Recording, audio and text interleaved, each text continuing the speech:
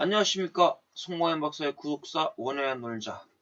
오늘도 한번 공부해 보겠습니다. 자, 이 시간은 원어로 풀어보는 교회론 관점으로 보는 요한계시록입니다. 자, 요한계시록이 다 모든 사람들이 종말론적으로만 보려고 하는데요. 종말론적으로 보면 이 요한계시록이 잘 풀어지지 않습니다. 교회론 관점으로 볼 때 요한계시록이 쉽게 풀릴 수가 있습니다. 그래서 저는 이걸 한 절 한 절 다 책으로 해서 설교 형태로 여러분들이 쉽게 은혜 받을 수 있도록 풀어놨습니다. 자, 요한계시록 13장 11절과 18절에 보면 양같은 짐승의 능력이 나오는데요. 거기 양같은 짐승들이 666표를 주고 있습니다. 그런데 우리는 666이 한국교회 많은 문제들을 양산했습니다. 이 660 짐승의 표가 베리칩이다라고 이야기하는 사람들이 너무나 많습니다. 그러나 우리가 원문을 통해서 풀어보면 666은 짐승의 표가 베리칩이 아닙니다. 이 짐승의 표는 거짓된 복음을 상징해주고 있습니다. 이런 것들을 우리가 말씀을 통해서 풀어갈 수 있다는 것이죠. 그럼 이 666이 표를 주는 자가 누구냐? 어린 양같이 두 뿔이 있고 용처럼 말을 하더라. 바로 요 어린 양같이. 그럼 어린 양같이라는 건 어떤 의미입니까? 예수 그리스도의 모습처럼 보이지만 예수 그리스도가 아닌 거짓된 그리스도를 나타내주고 있는 겁니다. 그래서 거짓 복음을 전파하는 자들을 말씀해주고 있죠. 이런 부분들을 제가 다 문법 형태와 뜻을 가지고 다 풀어놨습니다. 그래서 여러분들이 이런 부분을 보시면서 적용할 수가 있습니다. 저는 이 부분에서 중요한 부분들만 설명드리겠습니다. 그래서 666. 자, 표를 받았다 그랬습니다. 표를. 야, 이 표가 카라그마입니다. 카라그마. 표, 새긴 것이라는 뜻인데요. 이 표가 빡 새겨진 사람들은요, 결국 무엇입니까? 거짓된 복음을 받은 사람을 의미해주고 있다라는 겁니다. 자, 여기서 중성을 쓰고 있어요. 중성. 또 목적격을 쓰고 있죠. 표를 주는 목적이 무엇입니까? 예수 그리스도를 부인하게 만드는 목적이 있는 것이죠. 그래서 이 거짓된 복음 666을 받은 사람들은 예수 그리스도를 인정하지 않습니다.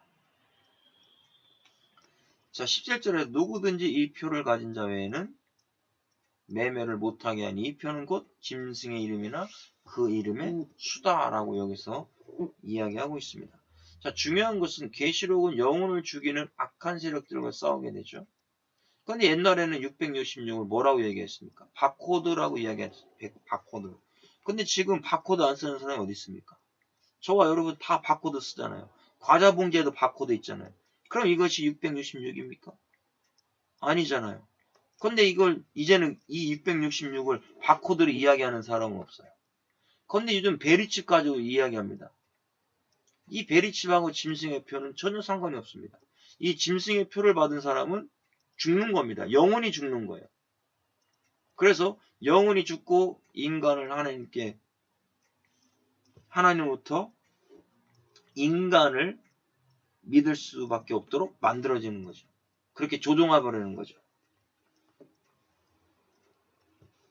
그래서 이 표를 받는 사람 매매가 안 된다고 했습니다. 자, 매매가 안 된다는 건 우리가 보통적으로 생각하는 그런 물건을 매매할 때 쓰는 그런 매매도 맞지만 여기에서 매매는 그런 의미보다는 서로 사상이 맞지 않는 것을 의미해주고 있습니다.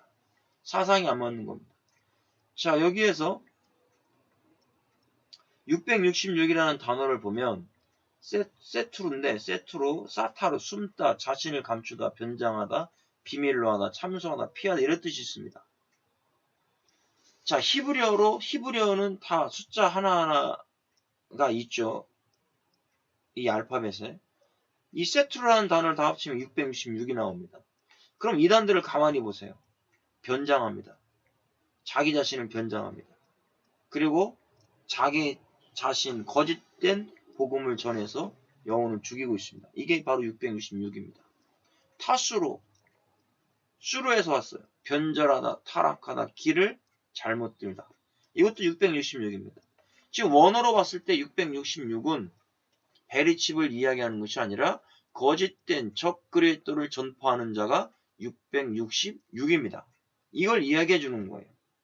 이런 것들을 성경 속에서 원문으로 계시록을 교회론 관점으로 다 풀었습니다. 그러면 교회가 거짓된 복음을 받아들인다. 그러면 그 교회는 짐승의 표를 받은 교회라는 것이죠.